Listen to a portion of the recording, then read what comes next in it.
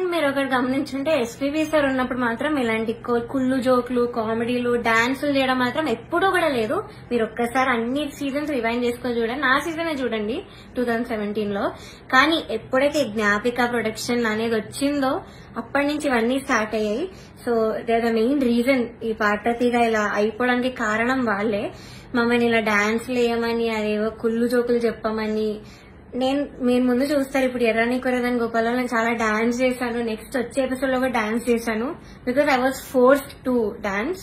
So చేశాను. నేను ఇప్పటివరకు అయితే అంత డాన్స్ ఎప్పుడు చేయలేదు రియాలిటీ షోలో, కానీ చేశాను. మీరే చూస్తారు. అండ్ మాకు ట్రాన్స్పోర్ట్ లో ఒక కంటెంట్ మేనేజర్ మాత్రమే వచ్చేవాళ్ళు కార్ లో. బికాజ్ మా ఇంటి పక్కన ఆయన కూడా ఉంటారు. సో సేమ్ వెహికల్ అయ్యేది. అండ్ ఆయన ఏం చెప్పేవాళ్ళంటే పర్ఫార్మెన్స్ చాలా ఇంపార్టెంట్, మీరు డల్ అప్పట్లో కాదు, మీరు అలా నించొని మాడితే ఎవరు చూడరు, అది అని ఆయన అన్నారు. And one more thing is Janaki అమ్మ రౌండ్ జరిగింది. మీ అందరికీ తెలుసు నాకు జానకి అమ్మకున్న బాండింగ్. నా పోస్ట్ కూడా ఉంటుంది అక్కడ ఇన్స్టాగ్రామ్ లో. సో అన్ని ఫొటోస్ ఉన్నాయి నా దగ్గర. ఆమెతో అంత ఎక్స్పీరియన్స్ ఉంది అమ్మమ్మతో. చాలా స్వీట్ మెమరీస్ ఉన్నాయి. అవన్నీ నేను చెప్దాం అనుకున్నా కూడా నేను చెప్పనివ్వలేదు స్టేజ్ మీద. అండ్ నా ఫొటోస్ అంకుల్ ఇలా ఫొటోస్ వేస్తారా, సో నేను ఎక్స్పీరియన్స్ అంతా చెప్తాను, నాకు అమ్మమ్మ గురించి నేను మంచిగా చెప్దాం అనుకున్నాను అంటే కూడా నన్ను ఒప్పుకోలేదు. వేరే కండిషన్ అందరూ ఫీల్ అవుతారమ్మా అది ఇదని చెప్పి నన్ను ఆపేశారు. బట్ కె రాఘవేంద్రరావు గారి ఎపిసోడ్ అయింది మొన్న స్కెడ్యూల్ లో.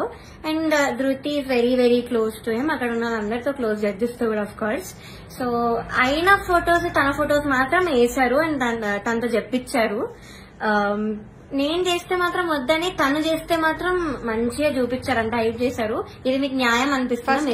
ఆవిడ మాట్లాడిన దాంట్లో నాకు సాంగ్ సెలెక్షన్ లోనే బయాస్ చేశారు. వాళ్ళ ఫేవరెట్ కంటెస్టెంట్లకి ఒక సాంగ్స్ ఇచ్చేవాళ్ళు, నాకు నచ్చిన పాటలు, నేను పాడలేని పాటలు అనుకున్నవి చూసి ఇస్తారు అని ఇలా మాట్లాడారు.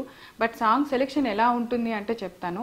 మా ETV creative team and Gnapika creative team అంటే అనిల్ గారు అండ్ టీం అందరూ కలిసి వాళ్ళు ఒక 4 జోనర్స్ సెలెక్ట్ చేస్తారు ఎవ్రీ షెడ్యూల్. ఆ 4 జోనర్స్ ని మనం కంటెస్టెంట్స్ పిల్లలందరికీ పంపిస్తాము. వాళ్ళందరినీ ఆ జోనర్స్ లో మన ఛానల్ కి ఉన్న రైట్స్ ని, ఏ ఆడియో రైట్స్ మనకైతే ఉన్నాయో వాటిలోంచి సెలెక్ట్ చేసి పాటలు ఇమ్మని చెప్తాం, మేము ఇవ్వము. వాళ్ళు ఒక్కొక్క కంటెస్టెంట్ మనకి 6 సాంగ్స్ ఇస్తారనమాట. ఆ 6 సాంగ్స్ లోంచి ఇప్పుడు ఒకళ్ళు ఒక స్టైల్ ఆఫ్ సాంగ్ పాడితే రెండో కంటెస్టెంట్ కి ఆ స్టైల్ లేకుండా చూస్తాం. అది వాళ్ళు సెలెక్ట్ చేసి పంపించిన 6 పాటల్లోంచి మాత్రమే తీసుకోవటం జరుగుతుంది. సో ఇది ఒక క్లారిటీ. ఈ 6 పాటల్లోంచి మేము ఇచ్చిన పాటని వాళ్ళు ప్రిపేర్ అయ్యి వాళ్ళు రిహార్సల్స్కి వచ్చి అక్కడి నుంచి నోటేషన్లు అన్ని జరిగిన తర్వాత వాళ్ళు మేము రెడీ అన్న తర్వాత మా షూట్ డేట్ని మేము అనౌన్స్ చేసి షూట్ చేయడం జరుగుతుంది. ఇది సాంగ్ సెలెక్షన్ ప్రాసెస్ అండి. ఇందులో మేము ఎవరికి ఏమి బయాస్ చేసి ఇచ్చే ఛాన్స్ లేదని మీ అందరికీ అర్థమైంది కదా. అంటే పిల్లలు పంపించిన పాటల్లోంచి సెలెక్ట్ చేసి వాళ్ళ పాటని మేము ప్రెజెంట్ చేయటం, వాళ్ళు ప్రిపేర్ అయిన పాటని ఫస్ట్ ఆఫ్ ఆల్ రిహార్సల్స్ కూడా ఈటీవీ చాలా స్పెండ్ చేసి వాళ్ళకు ఒక 2 days ముందు మొత్తం ఎక్విప్మెంట్ అరేంజ్ చేసి వాళ్ళ సెలెక్షన్ వాళ్ళు వచ్చి అక్కడ ప్రాక్టీస్ చేసుకొని ఆఫ్టర్ దట్ ఆ పాట షూట్ రోజు పాడేలాగా మనం అరేంజ్ చేయడం జరుగుతుంది. సో ఇంత దాంట్లో జరిగే ప్రాసెస్ని చాలా సింపుల్గా పాట సెలెక్షన్లో బయాస్ జరిగింది అని చెప్పి ప్రవస్తి గారు అన్నారు. సో ఇది క్లారిటీ అండి. సో అండ్ నెక్స్ట్ అసలు మెయిన్ ఎలిగేషన్ కాస్ట్యూమ్స్ ప్రాసెస్ ఎలా జరుగుతుందంటే, ఇప్పుడు పిల్లలందరూ దగ్గర నుంచి వచ్చిన సాంగ్స్లో ఫైనల్ అయిన ప్రతి పాటలోంచి ఆ పాటకి తగ్గ ఏ డ్రెస్సులు బాగుంటాయి అనేది ఇట్స్ ప్యూర్లీ నేను డిసైడ్ చేసి ఇస్తానండి. అంటే మేకోవర్లో ఈ పాటకి ఈ డ్రెస్ వేసుకుంటే బాగుంటుంది అని నేను సెలెక్ట్ చేసినవి ఈటీవీకి పంపించిన తర్వాత ఈటీవీ వాళ్ళు మాకు ఎస్ అండి బాగున్నాయి ఇవి అని చెప్పిన తర్వాత నేను అవి డిజైనర్కి పంపించడం జరుగుతుంది. ఆ కాస్ట్యూమర్ ఏదైతే దాన్ని మేము పంపించిన ఫోటో ఉంటుందో దాన్ని డిజైన్ చేసి పిల్లలకి ఆ రోజు ఇవ్వటం జరుగుతుంది. ఇది ప్రాసెస్ అండి. ఇక్కడ ఎవరి చాయిస్ లేదు, పాటదే చాయిస్. పాటకి తగ్గట్టుగా మేము కాస్ట్యూమ్ డిజైన్ చేస్తాం తప్పితే అవి మనుషులకి తగ్గట్టుగా ఏ రోజు డిజైన్ చేయటం జరగలేదు. మీరు ఒక్కళ్ళే ప్రవస్తి గారు ఇది చెప్పింది. అండ్ ఇంకొక ఎలిగేషన్ కూడా చేశారు మీరు కాస్ట్యూమ్స్ పాయింట్లోనే. నన్ను కాస్ట్యూమర్ మీ బాడీకి ఏ డ్రెస్ సరిపోదు అని అన్నారు అని. నిజంగా అది తప్పు, అది చాలా తప్పు మాట. ఎవరెవరు బాడీ గురించి మాట్లాడాల్సిన అవసరం లేదు. అది ఎవరి దేవుడిచ్చింది, ఎవరు కాదనలేము. దానికి మనం ఒకళ్ళు కామెంట్ చేశారని మనం ఊరికే ఉండక్కర్లా, మీరు చెప్పచ్చు అందరికీ. కానీ మీరు ఇది ఎక్కడ చెప్పాలి? మీరు షూటింగ్ జరుగుతున్నప్పుడు సెట్లో అక్కడ నాకు కానీ, షో డైరెక్టర్ అనిల్ గారికి కానీ, అండ్ అక్కడ ఉన్న ఈటీవీ ప్రొడక్షన్ మేనేజర్కి కానీ మీరు చెప్పాలి బాధ్యతగా ఉంటే, మీరు బాధపడి ఉంటే ఆ విషయంలో. మీరు ఆ రోజు చెప్పకుండా ఈరోజు ఆఫ్టర్ ఎలిమినేషన్ వచ్చి నన్ను నా బాడీ షేవింగ్ చేశారు, నన్ను ఈ డ్రెస్సులు వేసుకోమన్నారు, నన్ను ఇలాగే ఉండమన్నారు అని చెప్పారు. ఇప్పుడు ఓన్లీ ప్రవస్తి గారికి ఏవైతే పొట్టి పొట్టి బట్టలు ఇచ్చామో అని మాట్లాడారో ఒక్కసారి 10 ఎపిసోడ్లు మనం ప్రవస్తి గారితో షూట్ చేయడం జరిగింది. ఆ 10 ఎపిసోడ్స్ కాస్ట్యూమ్స్ ఒకసారి చూడండి. ఇక్కడ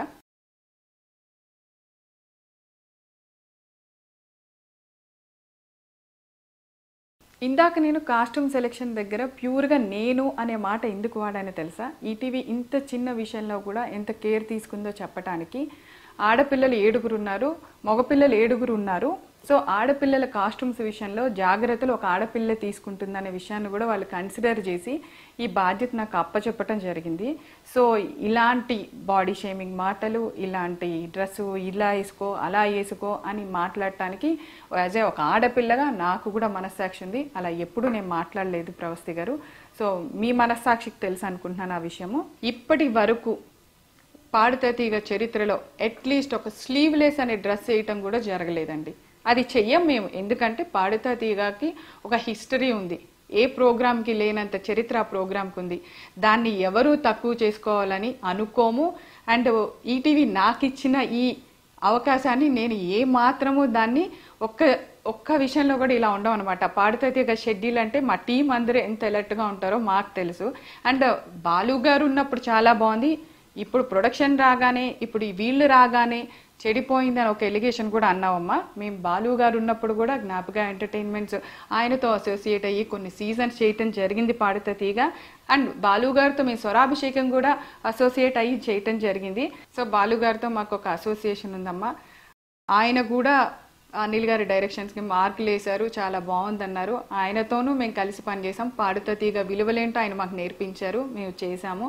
అండ్ ఇంకొకటి 4th జడ్జెస్ గురించి. అసలు జడ్జి అంటే అర్థం ఏంటి చెప్పండి? జడ్జి అనే వర్డ్కి మీనింగ్ ఏంటి?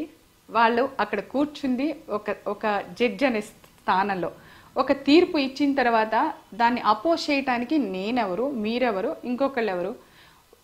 ఫర్ సపోజ్ ఎగ్జాంపుల్ ఒక ఏదైనా ఒక కేసులో ఇది జడ్జిమెంట్ ఫైనల్ అని చెప్పేసిన తర్వాత నేను ఏం చేయలేదు, నేను నిరపరాధిని, జడ్జిమెంట్ రాంగ్ ఇచ్చారు, ఆ జడ్జి తప్పు చేశారో అంటే కుదురుతుందా?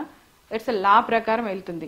సో ఇక్కడ జడ్జిమెంట్ కూడా ప్రతిదీ మీరు పాడిన పాటలకి వాళ్ళు ఇచ్చిన జడ్జిమెంట్ ఒక మార్క్ షీట్ మా దగ్గర ఉంటుంది. ఆ మార్క్ షీట్లోంచి మేము అన్ని టోటల్ చేయగా మేమేమి మిమ్మల్ని ఒక ఎపిసోడ్కి ఎలిమినేట్ చేయాలా, 2 ఎపిసోడ్కి ఎలిమినేట్ చేయాలా, 4 ఎపిసోడ్స్కి ఒక ఎలిమినేషన్ జరుగుతూ ఉంటుంది. ఆ 4 ఎపిసోడ్స్ అంటే మీరు 4 పాటలు పాడుంటారు.